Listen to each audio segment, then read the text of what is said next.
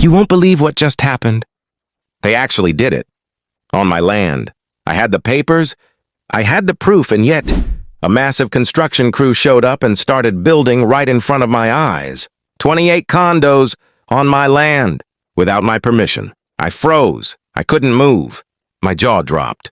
How could this happen in my own backyard? That's how it all started. I had always loved my property, 10 acres of untouched land just outside the city.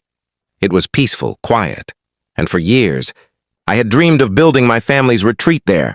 I had plans, sketches, even permits. But nothing compared to what I saw that Monday morning.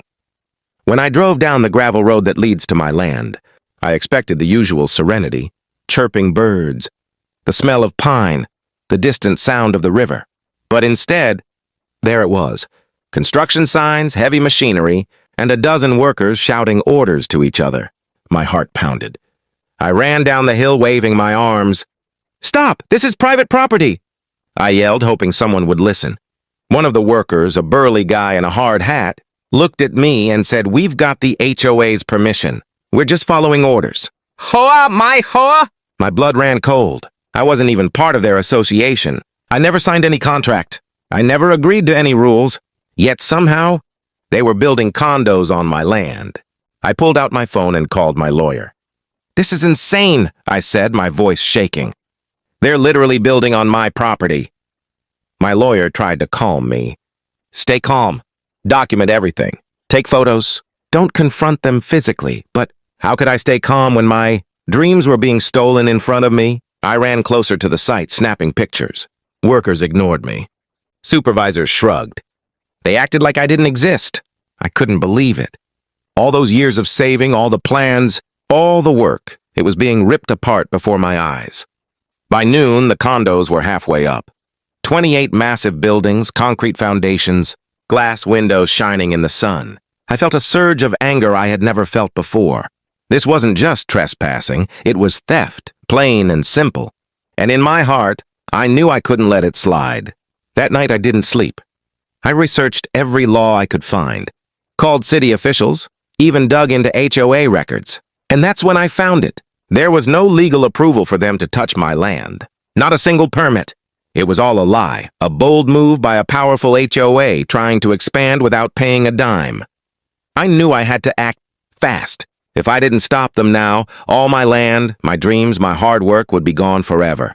"Tomorrow," I whispered to myself. "They're going to regret underestimating me." The next morning, I woke up early, determined. I couldn't just sit and watch. I grabbed my phone, my camera, and a notebook full of legal evidence. I drove to the property, heart racing, ready to face whatever came my way. As I approached, I saw the same workers still building, but this time, I noticed something different. The site manager. He was talking on a walkie-talkie, clearly stressed. I took a deep breath and marched straight up to him. "Listen," I said firmly, "this is my land. You do not have permission to build here.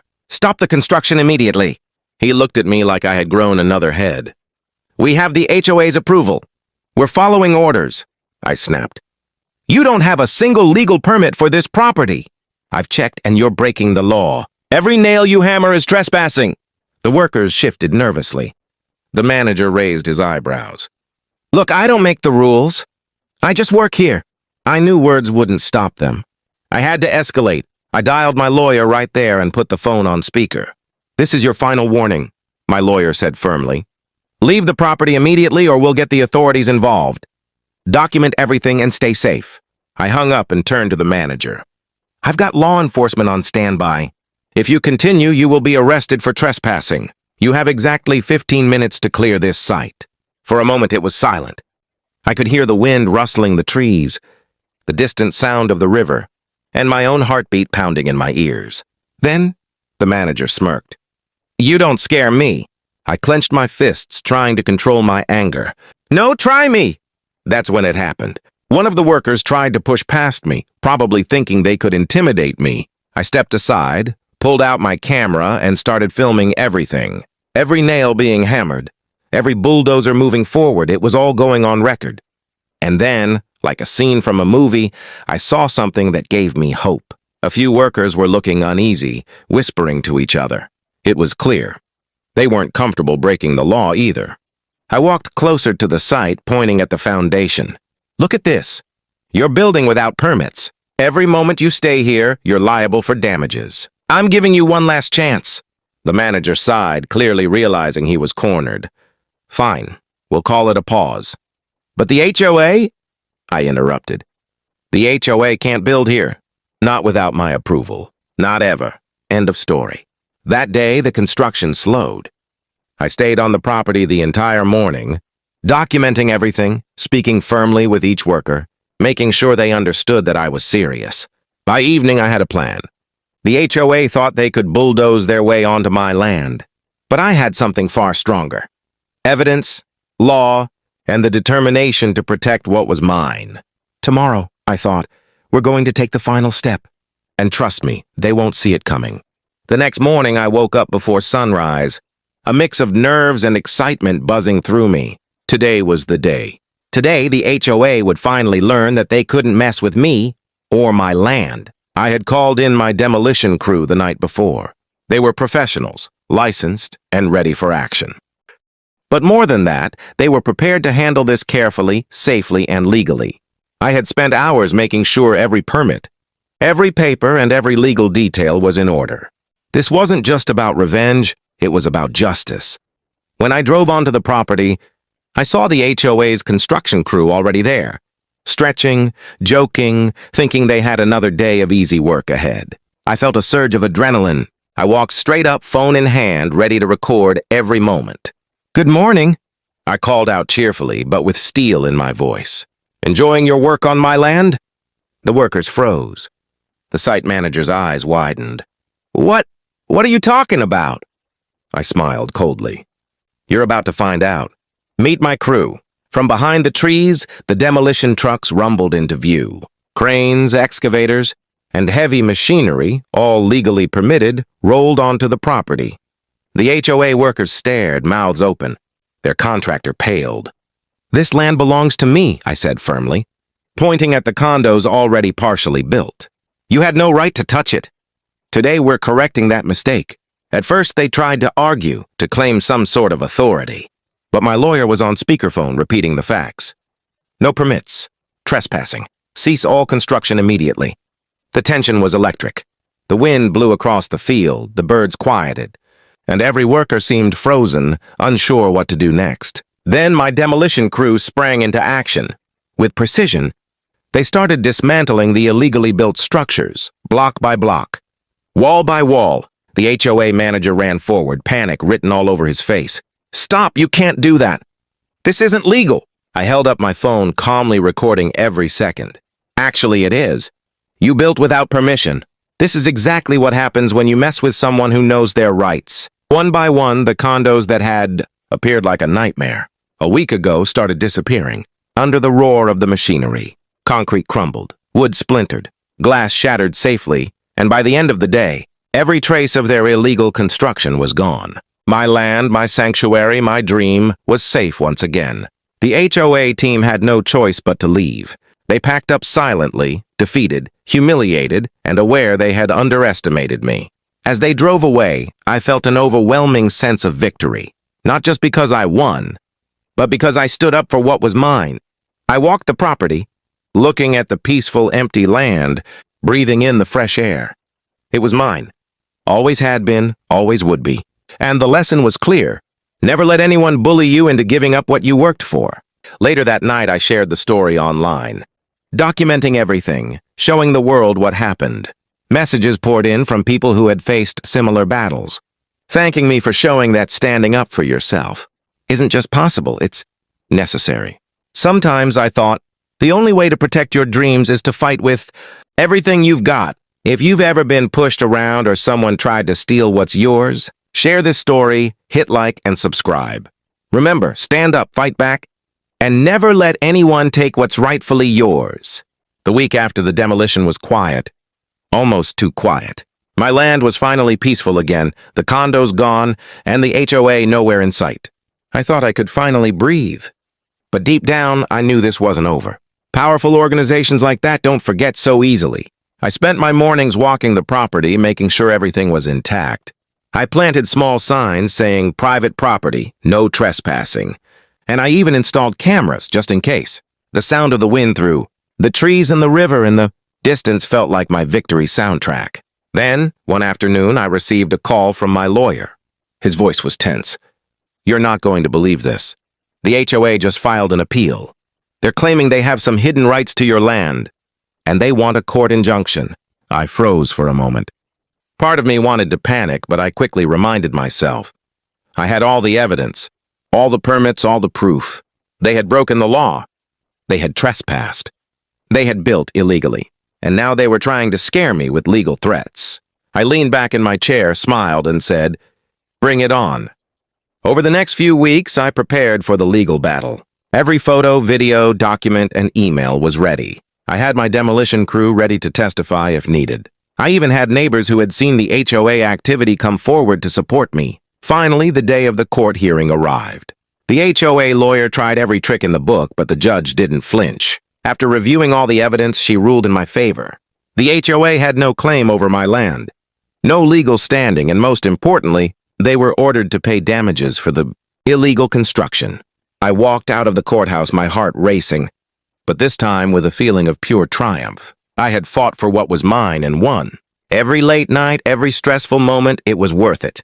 That evening, I walked onto my property one last time for the day, looking out over the empty field. The sun was setting, painting the sky in pinks and oranges. My land was mine again, safe, peaceful, untouched. And then I smiled, thinking about all the people watching this story online. If I can stand up against an entire HOA, I whispered to myself, you can stand up for anything in your life. Never back down, never give up. But just as I was about to leave, my phone buzzed. A message from an unknown number. "We're not done yet." My heart skipped a beat. A new challenge? A new fight? Maybe, but I was ready. If you thought the story ended with the demolition, think again.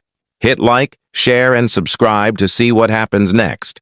And remember, sometimes the fight for what's yours doesn't stop after the first victory. Stay strong and never give up. I thought I had won.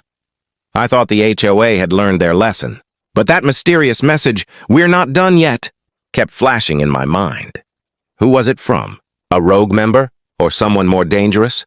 That night I couldn't sleep. My property felt different, like someone was watching. I checked my cameras. Nothing unusual at first, but then a shadow moved near the far edge of the field. My heart raced. I grabbed my phone and called my demolition crew.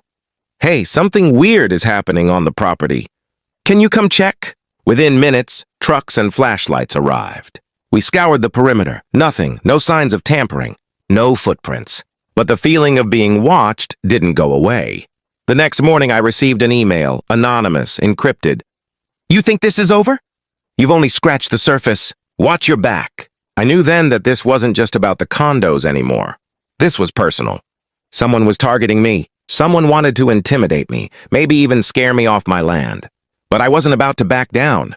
I contacted local authorities, shared all my evidence, and hired extra security. I also rallied neighbors who had been watching the HOA's antics for years. They were ready to support me if things escalated. Then came the most shocking part. While reviewing my land's legal documents, I discovered something incredible, a hidden clause in my original property deed. It gave me full rights to expand, develop, or even sell the land in ways that the HOA could never challenge. In other words, I wasn't just defending my land, I held the ultimate power. That night I called my lawyer.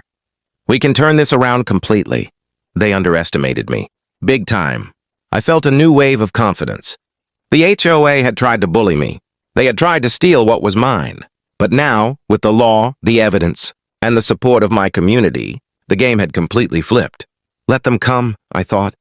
I'm ready for whatever they throw at me next. The stage was set for a bigger showdown, one that could make national headlines. And the world watching online, they were about to see something truly epic. If you thought the story ended with the demolition, think again. Hit like, share, and subscribe. You won't believe what happens next. This isn't over, and the fight for my land is just getting started. I thought I had the upper hand. I thought my property, my evidence, and my legal advantage would keep the HOA at bay. But they weren't done. It started with small things. Strange trucks parked near my land. unfamiliar people taking photos from a distance, and phone calls from blocked numbers with nothing but silence on the other end. Then, one afternoon, I received a notice stuck on my gate. Cease and desist. You are in violation of HOA regulations. I laughed out loud. Me? In violation? I hadn't signed anything and they had no authority here. But I knew I had to be smart. I couldn't let them scare me or anyone else who might support me. I immediately called my lawyer.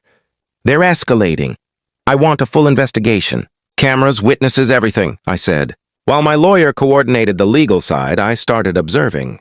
The suspicious trucks weren't just driving by, they were surveying my land, trying to find weaknesses. I realized they wanted more than just intimidation. They wanted leverage. That night, I gathered my demolition crew and some neighbors who had been following my story. They're trying to test us, I said, showing them the photos I'd taken. We need a plan. Watch every entrance, document everything, and don't let them touch a single inch of this property. We worked together like a small army. Lights, cameras, checkpoints, and patrols, all coordinated. Every truck that came near my property was documented. Every stranger was recorded. The HOA thought they could bully me, but I had turned my land into a fortress. Then came the breakthrough. One of the HOA members accidentally sent me an email meant for their lawyer. Inside was proof that they were trying to manipulate city inspectors and falsify permits. I couldn't believe my luck. I had the smoking gun. I immediately forwarded everything to my lawyer. This is it, he said. We can not only block any further attempts, but we can hold them accountable for harassment and fraud. That night, I sat on my porch looking at my property. The wind blew through the trees. The river glistened in the moonlight, and I felt a quiet satisfaction. For now, my land was safe, but the battle wasn't over. Let them try again, I whispered. I'm ready. I've got the law, the evidence, and my community. They won't beat me. If you've ever faced someone who tried to intimidate you, hit like, share, and subscribe. Next part, things get even more intense, and you won't believe how I finally turned the tables completely on the HOA.